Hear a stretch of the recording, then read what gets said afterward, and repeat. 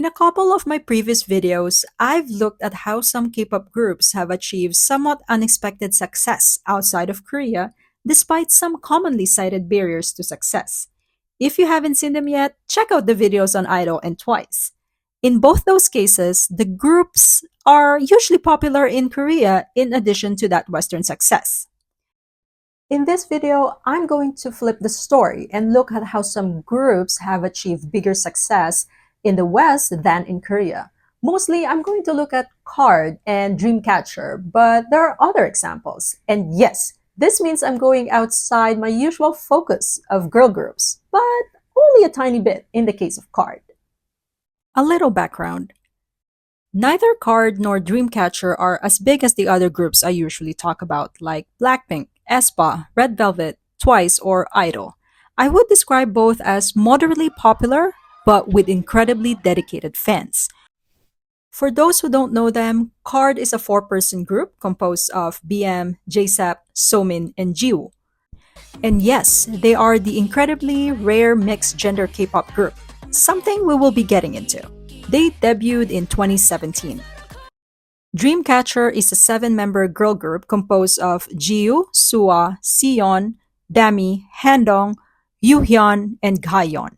Their debut is a little complicated because five of the members are actually first debuted as Minx before re-debuting as Seven with Dreamcatcher in 2017. We'll also get into that whole story. Built-in barriers to Korean success. Gender and backstory. Both KARD and Dreamcatcher face some inherent barriers right from the start. Successful K-pop groups follow a well-developed formula or storyline, an all-girl or all-boy group with a familiar concept delivering pop, EDM, or other popular style of music. This formula is expected, understood, and fits exactly what people seem to want. As I mentioned, KARD is a mixed-gender group. This is unexpected and almost controversial for K-pop. The industry is simply not set up for this, causing people to react poorly, and for KARD to face barriers that other groups don't.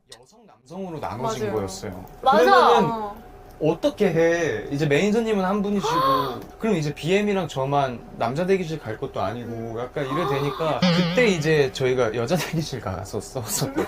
맞아. 그게 너무 좀 민망하더라고요. 뭔가 계속 땅만 봐야 될 것 같은 느낌. There are also concerns that members might have a scandal with each other. Although, if you have ever seen them interact, you never worry about that again. Fans like to point out their eternal sibling energy.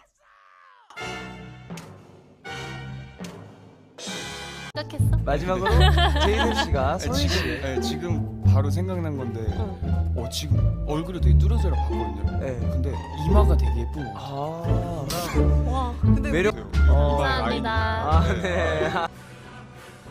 KARD members also debuted somewhat older than most groups do now, which some fans find unappealing. Dreamcatcher's first built-in barrier is the fact that they had a failure to succeed in their previous iteration, Minx. Minx was a very typical K-pop girl group with a cute and bubbly concept, and it pretty much bombed. It must have been incredibly difficult for the members, and even today, it isn't something they mention often. They have been performing Minx songs more recently though, so hopefully that painful period has passed.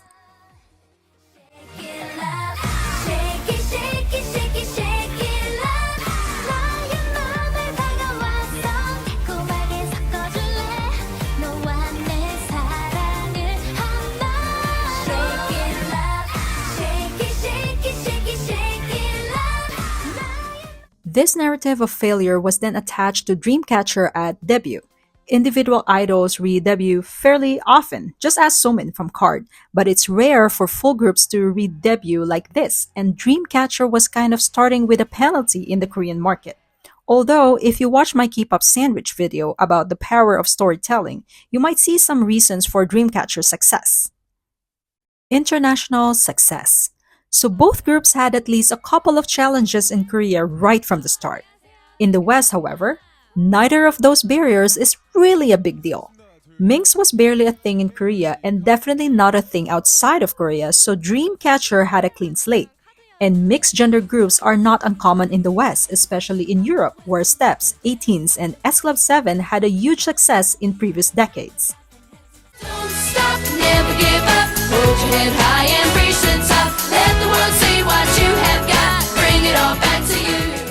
Before we go any further, let's just establish that yes, Card and Dreamcatcher are successful in the West and have been since debut. On January 19, 2017, Billboard selected Card as one of the top 5 K-pop artists to watch in 2017, citing the group's mixed gender setup and their international attention, which was seen when the music video for Onana became one of the top viewed video in the United States for the month of December. Their comeback did well in both the UK and Brazil. 6 days after the song's release, the music video for Don't Recall had accumulated over 6 million views. You should also know that I don't count Success as only being the absolute top group with the most views. Success comes in many forms and at many levels.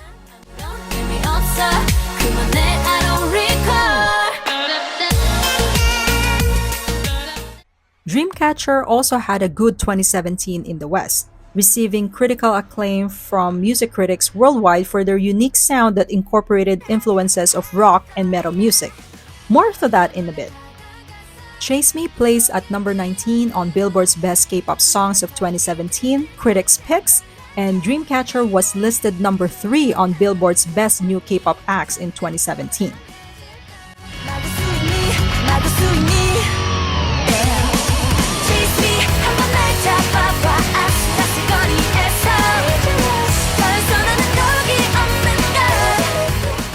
Most K-pop groups in the past have built up to their Western success, but Dreamcatcher and Card got attention from outside Korea pretty much right away, even in 2017, before K-pop was quite as global as it is now. Key to success: touring. How did these groups capitalize on early international momentum? The first key to success was touring early and often in the US and Europe, plus markets like Mexico and India as well. Many of the fans in cities visited by Card and Dreamcatcher are starved for K-pop content. This often means that even very casual fans of a group will pay for concert tickets just because there are so few opportunities to see K-pop live.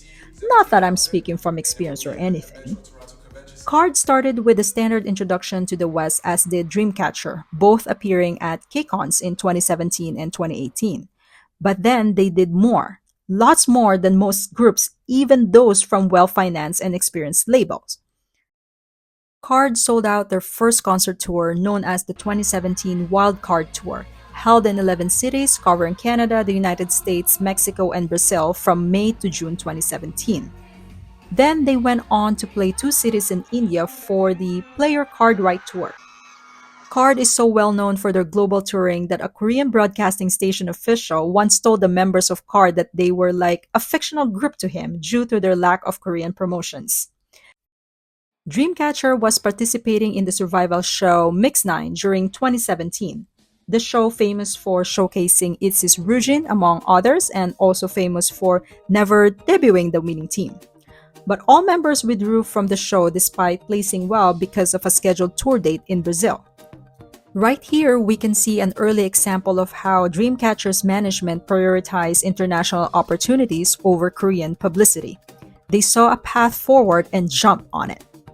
In February 2018, Dreamcatcher became the first K-pop girl group to complete a tour of major European cities.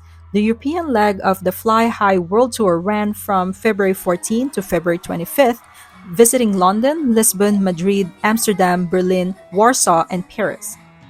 Although the pandemic slowed down their international touring opportunities, both groups immediately booked global tours as soon as restrictions were lifted. And both groups managed to maintain their presence even when down a member. Card kept going even when JSEP was doing his military service, and Dreamcatcher kept going even when Handong was stuck in China during COVID. Return to the basics. Reborn. Retrigger. Redebut. Card. We're back. Key to success: the music and performance. Both Card and Dreamcatcher have unconventional musical influences when it comes to K-pop. Those musical styles are double-edged swords working to restrict their popularity in Korea while making them even more appealing in the West. It took the group over 1,000 days after debut to get their first music show win, something that meant a lot to members and to Insomnia. After the cute bubbly pop of Mix, the new Dreamcatcher focused on rock and metal influences. This is extremely non-traditional in K-pop but much more readily accepted outside Korea. In recent years, they have leaned into this sound even more. The members also lean into this rock image and are very engaging on stage in ways that most K-pop groups aren't. It helps that the members are all older so they can play with more adult concepts in ways that they don't feel exploitative.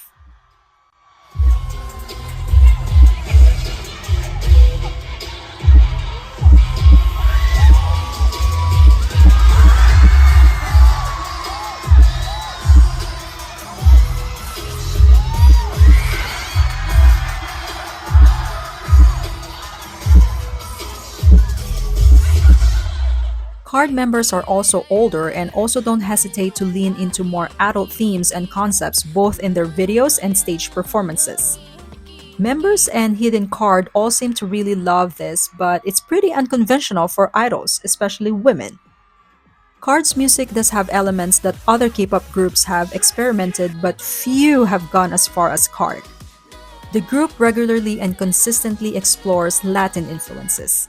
The group is also noted for their reggaeton and mombaton styling that resonated with international K-pop fans, which was stated by Billboard to be one of the primary reasons why they were able to tour throughout North and South America. While they are largely inspired by Latin dance music trends, Card has stated that they are continuously studying other genres in order to keep showing new sides to their music style. Following the release of their fourth EP, Red Moon, member BM has dubbed Mombaton as a symbol of Card.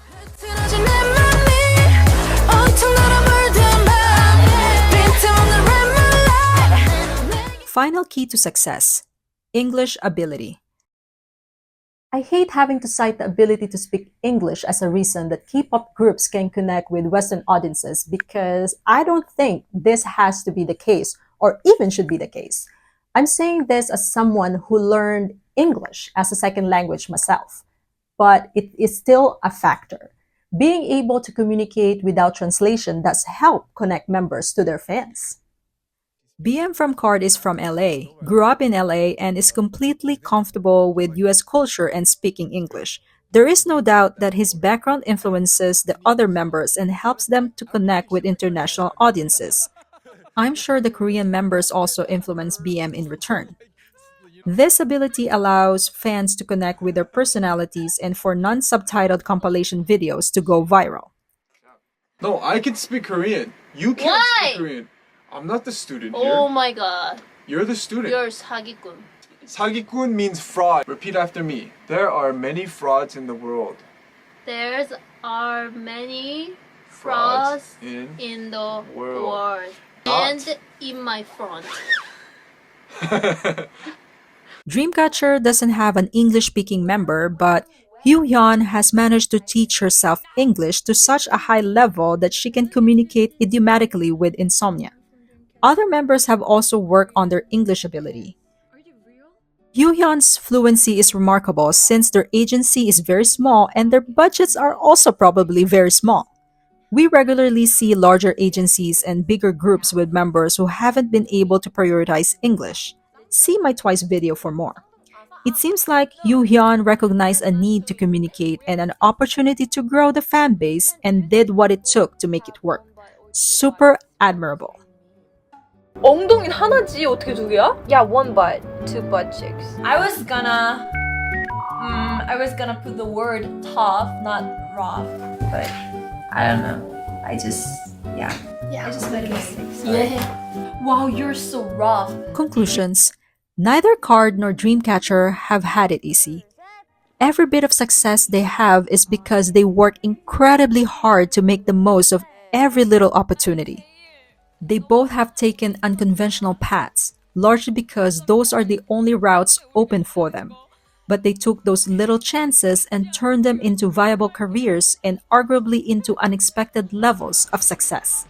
They provide a model for newer groups to chase success in new ways.